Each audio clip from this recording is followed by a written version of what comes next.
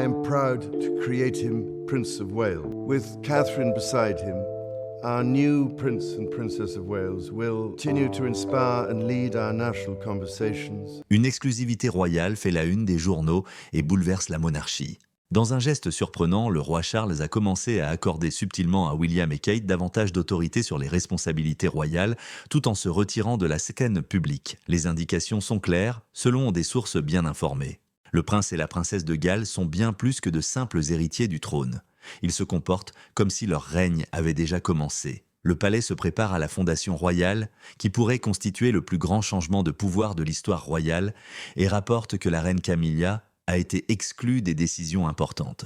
La décision du roi Charles de céder une telle autorité avait déjà été prise, discrètement, systématiquement, et sans tambour ni trompette, avant que le monde ne soit stupéfait. Charles attendit des décennies avant de pouvoir gouverner, mais avant même que la couronne ne touche sa tête, William et Kate démontraient au monde ce à quoi pourrait ressembler une monarchie contemporaine. Ils conquirent d'emblée le public par leur sourire sincère et leur bienveillance.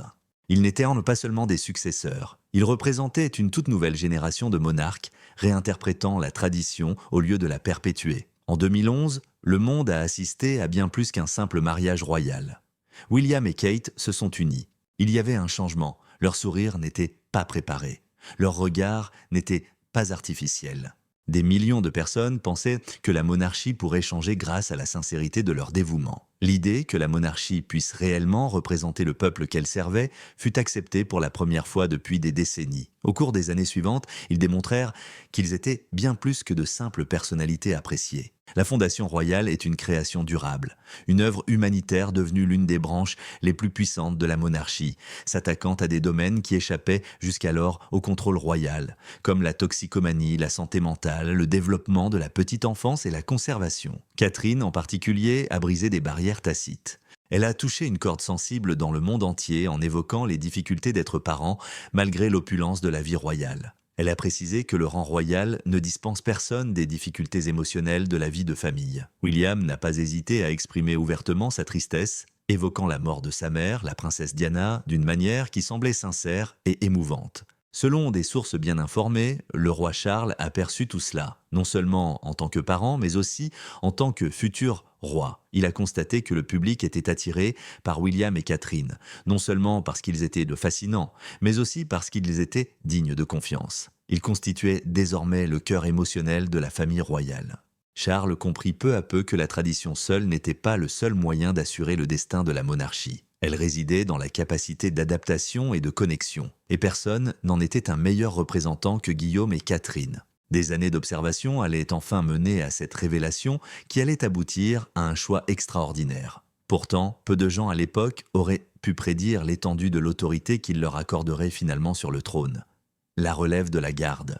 Le fardeau du trône retomba finalement sur Charles après la mort de la reine Élisabeth II en 2022. Après avoir attendu toute sa vie et élaboré la politique royale en coulisses, il fut couronné roi. Camilla était à ses côtés. Elle était désormais reine consort, un titre qui avait semblé impensable dans les années qui avaient suivi la mort de Diana. Au début, le roi Charles semblait désireux de faire connaître ses idées pour le royaume. Il mentionna notamment une amélioration de l'efficacité de la famille royale. L'organisation est plus ciblée, compte moins de membres de la famille royale en activité et est plus rigoureuse sur le plan financier. Alors que Charles laissait son empreinte, beaucoup pensaient que Guillaume et Catherine seraient maintenus à une distance respectable. Par le passé, les rois avaient établi une distinction assez nette entre souverain et héritier. Cependant, un événement inattendu se produisit plus tôt que prévu. Au lieu de cela, Charles commença à rapprocher doucement le prince et la princesse de Galles. William participait à des réunions exclusives auxquelles seul le roi ou la reine assistait habituellement. Il discutait de questions de politique du Commonwealth, participait à des discussions diplomatiques délicates et se faisait davantage remarquer aux côtés du roi. Les initiés l'ont remarqué. Aucun monarque et héritier de l'histoire moderne n'entretiennent de liens de travail plus étroits que le roi et le prince de Galles, a révélé un responsable du palais. Outre sa foi en l'intuition de William, Sa Majesté s'en remettait à elle. Catherine assumait simultanément sa position de princesse de Galles avec une grâce extraordinaire. Les comparaisons avec Diana étaient inévitables, mais Catherine ne les imitait jamais. Elle faisait honneur à son pays.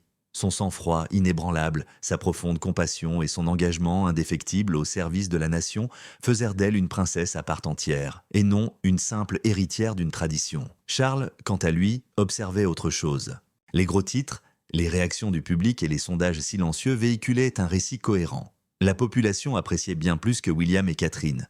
Des fonds avaient été investis en eux. Habituellement indifférents aux questions royales, les jeunes soutenaient leur cause. À la une des journaux, ils figuraient le souvent au-dessus du monarque lui-même. Leur présence combinait chaleur et gravité, deux qualités rarement rencontrées ensemble. Durant ces moments privés, Charles aurait regardé de vieilles photos de lui avec la reine Élisabeth pour se remémorer son enfance.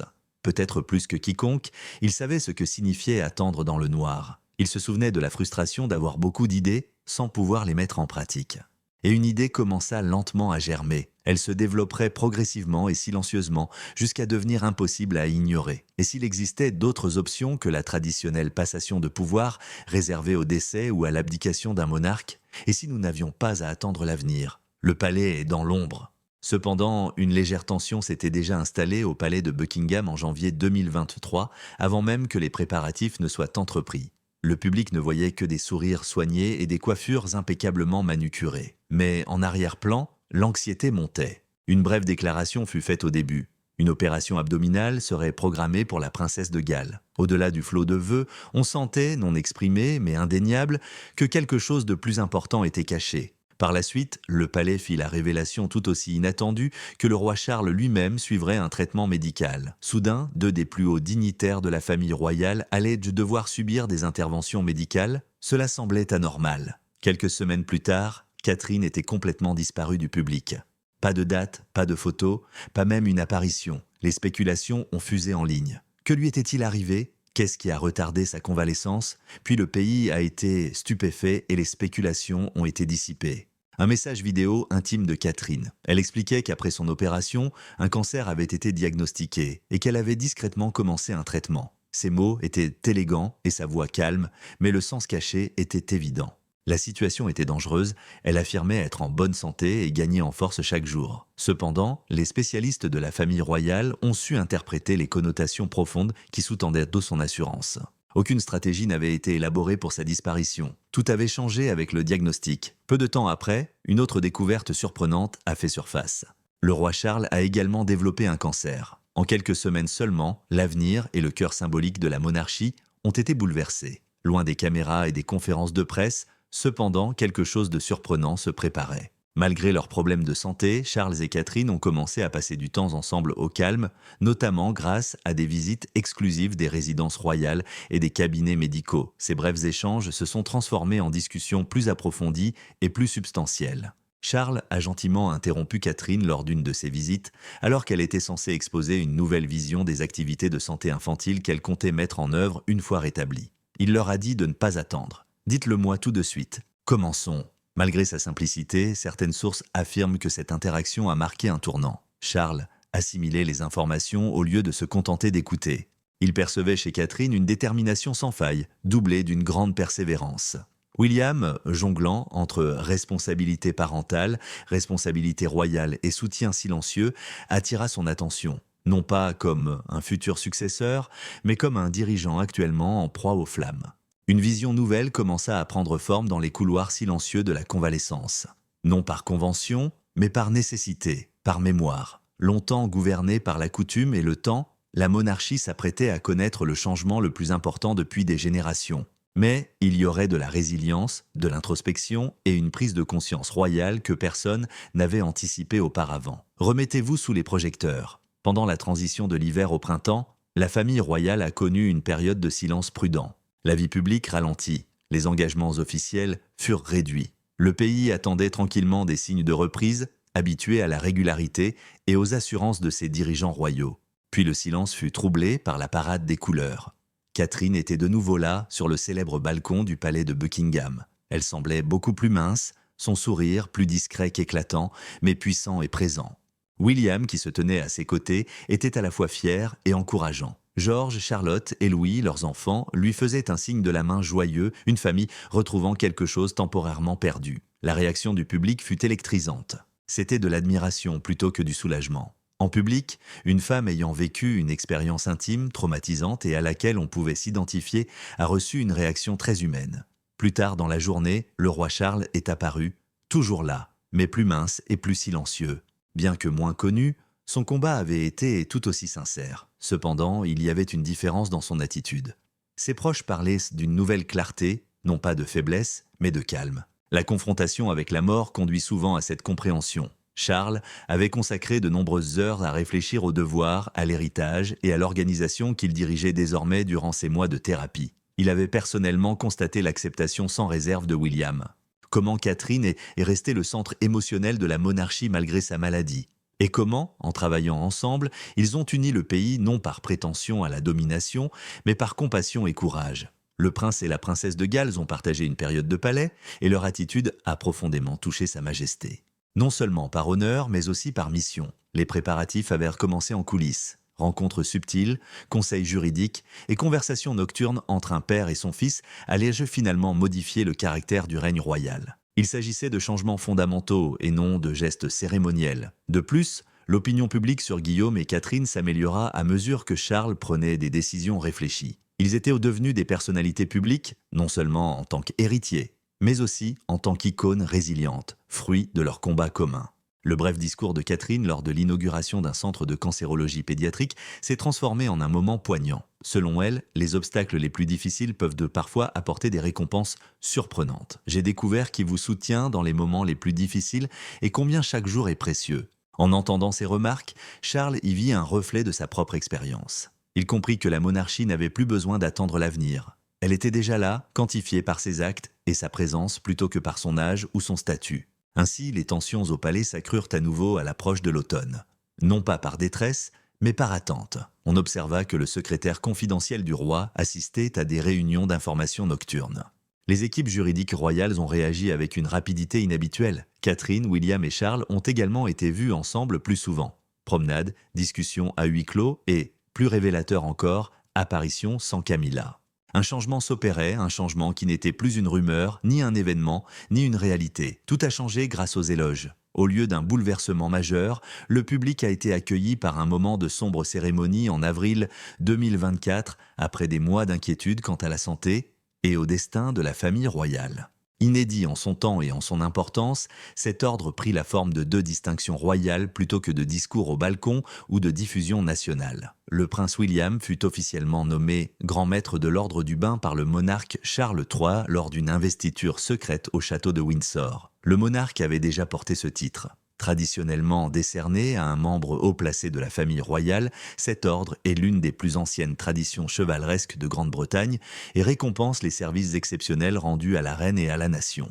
La deuxième déclaration, cependant, marqua véritablement un tournant dans l'histoire. Dans l'histoire de l'ordre des compagnons d'honneur, la princesse Catherine fut la première personne de la famille royale à être nommée compagnon royal. Ce titre est rarement décerné et est généralement réservé aux scientifiques et aux personnalités culturelles de renom.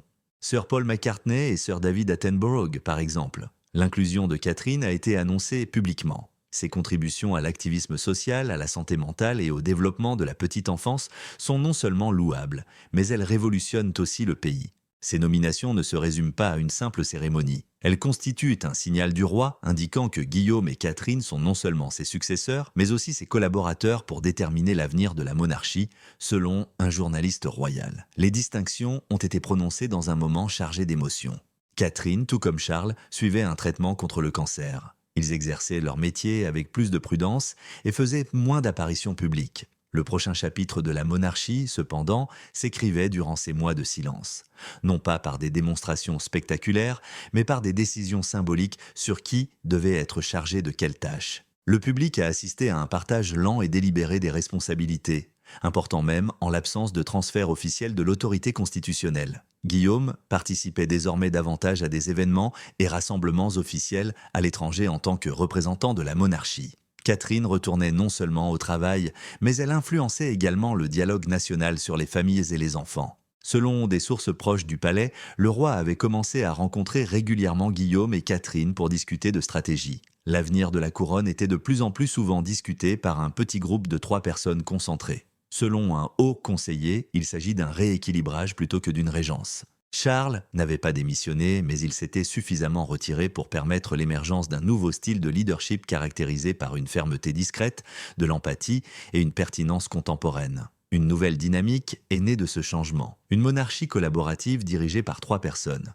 Alors que ces nominations faisaient la une des journaux au Royaume-Uni et dans le Commonwealth, une photo du roi, de Guillaume et de Catherine côte à côte est devenue virale. Il ne devait y avoir ni faste ni discours, juste présence, cohérence et détermination. Plutôt qu'une révolution, ce fut une révélation de la manière dont la monarchie allait désormais agir en tant qu'unité. Des signes de changement.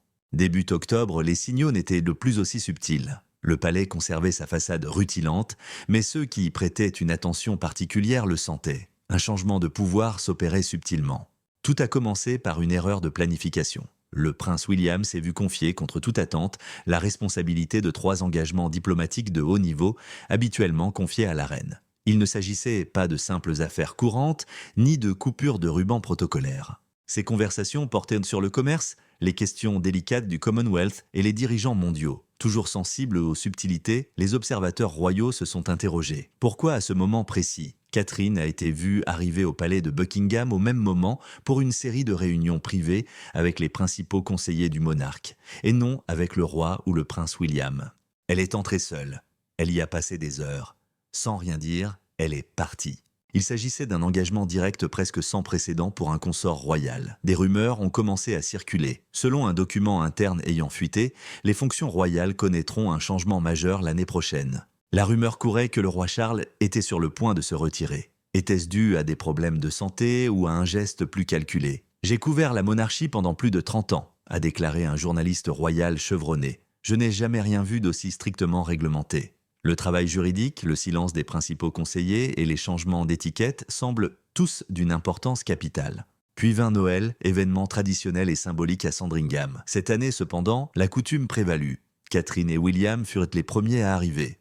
Ils accueillaient les employés, recevaient les invités et organisaient les événements privés de la famille. Plus tard, ce fut au tour de Camilla et Charles. Malgré les sourires échangés devant les caméras, les initiés percevaient une tension perceptible, notamment de la part de la reine consort. Ce que beaucoup avaient commencé à croire, cependant, fut finalisé lors du dîner de Noël. La famille était assise autour de la longue table lorsque Charles se leva pour porter le traditionnel toast royal. Il laissa l'occasion à William au lieu de lever son verre. Le jeune prince se leva, prêt. Son discours, beau, attentionné et empreint de devoir, évoquait le service, la force des générations et un avenir commun. Les personnes présentes dans la salle dirent que ce fut un moment silencieux mais singulier. Sans grande fanfare mais difficile à interpréter, ce fut un passage de flambeau symbolique. Un regard entre un père et son fils en dit plus long que n'importe quelle déclaration officielle. Regardez de l'autre côté de la table celui qui porte déjà le fardeau de la couronne, un monarque toujours coiffé. Pour ceux qui écoutaient, la question de savoir si cela avait trouvé une réponse avait été posée. Restait maintenant à savoir quand. Le moment qui ferait toute la différence. Sur le papier, la monarchie britannique restait inchangée en janvier 2025. Pour ceux qui écoutaient, cependant, l'équilibre des pouvoirs avait subtilement changé. Ni abdication ni bouleversement constitutionnel n'ont eu lieu. Mais il était difficile d'ignorer les signes. Il a toujours été de la responsabilité du monarque d'organiser la journée du Commonwealth, l'une des journées les plus importantes du calendrier royal. Cependant, le roi Charles a pris cette année la décision silencieuse mais historique de ne pas l'organiser. Le repos était l'explication officielle. Une précaution après son dernier traitement, selon ses proches. Cependant, rares étaient ceux qui ignoraient la gravité de ce qui s'ensuivit. La première voiture à arriver à l'abbaye de Westminster était conduite par le prince William et la princesse Catherine. William était chargé de déposer la couronne du Commonwealth. Lors de la réception qui a suivi la cérémonie, c'est Catherine qui a prononcé le discours d'ouverture. C'était le premier discours prononcé par une princesse de Galles à ce titre. Et ce n'était pas seulement leur présence. Le palais l'a bien illustré. Dans chaque communiqué de presse, photos officielles et déclarations des conseillers royaux, William et Catherine étaient dépeints comme la couronne en action plutôt que comme des doublures. Un journaliste royal chevronné a observé que ce changement était subtil mais tout à fait intentionnel. Le monarque est peut-être resté silencieux mais son silence en dit long. Des rumeurs circulaient déjà au palais, qualifiant cette période de co-règne en tout sauf en titre, plutôt que de transition. Charles décidait de gouverner par délégation après une vie de préparation. Un assistant royal déclara « Il ne démissionne pas ». Par un geste calculé, il laisse Guillaume et Catherine façonner la monarchie alors qu'il en est encore à la tête. Le peuple a remarqué le changement. Grâce en grande partie à la présence constante et à la sincérité émotionnelle de Guillaume et Catherine, la cote de popularité de la monarchie a commencé à s'améliorer pour la première fois depuis des années, notamment auprès des jeunes générations. Leurs causes, jusque-là perçues comme relevant de la diplomatie douce, ont soudain acquis un poids politique. Elles n'étaient pas seulement symboliques, elles étaient significatives. Le changement était évident même parmi les membres de la famille royale. Plusieurs hauts fonctionnaires ont accueilli William en premier lors de la célébration du jour du Commonwealth, non par déférence envers le monarque mais simplement par habitude. La dynamique était différente. Même si Charles ne l'avait pas annoncé, tout le monde l'avait remarqué. Selon certaines sources, la reine Camilla n'aurait pas assisté à l'événement et aurait passé l'après-midi dans sa propre demeure du Wiltshire, Ray Mill House, derrière les portes du palais. Selon des sources proches du dossier, il s'agissait d'un moment privé. D'autres étaient moins convaincus. Camilla s'effondre silencieusement. L'abbaye de Westminster a éclaté en acclamations alors que la cérémonie du jour du Commonwealth s'achevait dans un silence, mais avec force. Debout en haut des marches de l'abbaye, le prince William et la princesse Catherine saluèrent le public comme s'ils formaient un couple royal.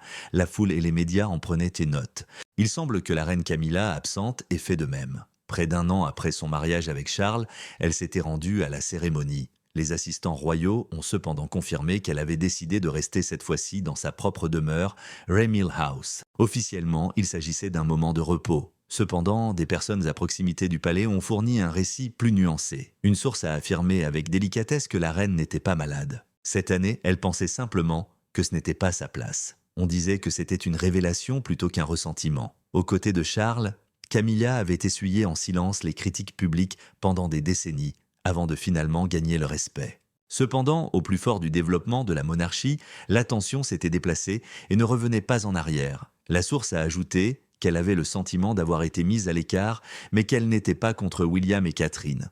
En privé, Camilla avait toujours craint que sa position soit toujours perçue comme conditionnelle, nécessitant défense, justification ou explication. Le statut de Camilla semblait également plus cérémoniel maintenant que Charles donnait ouvertement du pouvoir aux plus jeunes membres de la famille royale. Aucune bagarre n'éclata et aucun dégât apparent ne fut constaté. Mais il faisait froid à l'intérieur du palais. Selon le personnel, les apparitions conjointes de Charles et Camilla sont devenues moins fréquentes. Sa présence aux séances de planification a diminué selon les conseillers. Interrogée sur son absence lors de la journée du Commonwealth, une employée de longue date a répondu calmement « Je crois qu'elle voulait vivre l'expérience de ne pas être utile ». Pour ceux qui travaillaient en tant coulisses, le message était évident et a rapidement fait la une de la presse britannique. Camilla sanglote. Ce n'était pourtant pas une explosion publique. Il y eut un dénouement plus lent derrière des portes closes, une atmosphère plus intime et privée où même une reine pouvait se sentir mal à l'aise dans son propre château. On disait que Charles était un homme réfléchi. Leurs problèmes de santé ayant coïncidé, lui et Catherine étaient devenus proches. Il avait vu Guillaume assumer des responsabilités publiques croissantes avec assurance et lucidité. Il savait, en tant que roi, que laisser un héritage impliquait de lâcher prise. Cependant, en tant qu'époux, cette décision aurait pu avoir un prix. Selon un ancien attaché de presse royale, Charles a fait un choix bénéfique pour la monarchie. De plus, Camilla prend conscience qu'elle ne fait plus partie de ce cercle restreint. Leur silence n'était pas hostile. C'était un moment creux. Un moment où deux individus s'adaptent à une nouvelle réalité qu'aucun d'eux n'avait complètement anticipée. Ainsi, alors que le monde se réjouissait de l'arrivée d'une nouvelle génération de dirigeants royaux, Camilla prit du recul, même si cela lui brisa le cœur. Elle se promenait aux côtés de Charles depuis des décennies. C'était la première fois qu'elle se promenait seule depuis des années. Le nouvel ordre royal, la monarchie britannique n'avait pas subi de révision majeure ni de déclaration spectaculaire au printemps 2025. Aucune loi n'a été modifiée. Les titres sont restés inchangés. Pourtant, tout avait changé. La couronne avait survécu à la maladie, aux doutes, aux conjectures et à une profonde introspection en un peu plus d'un an. Cependant, elle en était aussi ressortie plus propre, plus fine et plus humaine. 3 personnes étaient au cœur de ce changement. Le roi Charles apprit que la sagesse implique parfois de se mettre en retrait avant d'y être contraint après avoir attendu toute une vie pour assumer le pouvoir. Le prince William, qui en réalité était devenu discrètement un dirigeant, était digne de confiance, mesuré et de plus en plus visible dans les domaines où se trouve le véritable pouvoir. De plus, l'autorité de la princesse Catherine s'était développée avec grâce plutôt que par la contrainte. Devenir ouvertement authentique redéfinissait ce que pouvait être un membre de la famille royale contemporaine. Charles conservait son titre de roi. Cependant, les initiés décrivaient désormais la monarchie comme fonctionnant sur la base de 3 personnes, une relation fondée sur la cohérence, la confiance et l'empathie. Il était courant que Charles, Guillaume et Catherine se rencontrent une fois par semaine pour discuter de stratégie. Guillaume était désormais responsable de toutes les réunions diplomatiques importantes. En tant que présidente du conseil consultatif de la nouvelle fondation royale, Catherine supervisait l'orientation stratégique de toutes les œuvres caritatives royales importantes. Le Parlement avait également prêté attention à ces propos. Certains ministres de haut rang ont discrètement déclaré, à huis clos, qu'ils s'attendaient désormais à voir la signature de Guillaume en premier lors de leurs interactions avec le palais. Un historien a déclaré « Nous n'avons pas encore assisté à une régence formelle. Cependant, nous assistons à un phénomène nouveau, la souveraineté partagée. Volontairement et non légalement. La reine Camilla, quant à elle, a fait un retour plus discret sur la scène publique, toujours encourageant. Néanmoins, honorable, mais plus discrètement et avec une attitude plus réservée. Elle participait à des événements plus modestes, soutenait des causes qui lui étaient chères et laissait le nouveau rythme royal se développer sans opposition. Lors d'une garden party au printemps, les 4 membres de la famille royale ont posé pour des photos dans le parc de Buckingham Palace. Charles souriait, tout comme Camilla. Catherine et William se tenaient à leur côté. Ceux qui avaient suivi attentivement la progression savaient cependant que l'image manquait de sens. Elle était au loin. Camilla se tenait aux côtés de Charles. Catherine se tenait aux côtés de Guillaume. La couronne était également entre eux. Ce n'était plus un objet à transmettre. Quelque chose est déjà en train de se produire. La renaissance de la monarchie n'avait pas encore été déclarée. Elle venait tout juste de le devenir. Que pensez-vous de ce nouveau chapitre de l'histoire de la royauté ? Pensez-vous que d'autres monarchies devraient suivre cette stratégie à l'échelle mondiale ? Partagez votre opinion avec nous dans les commentaires.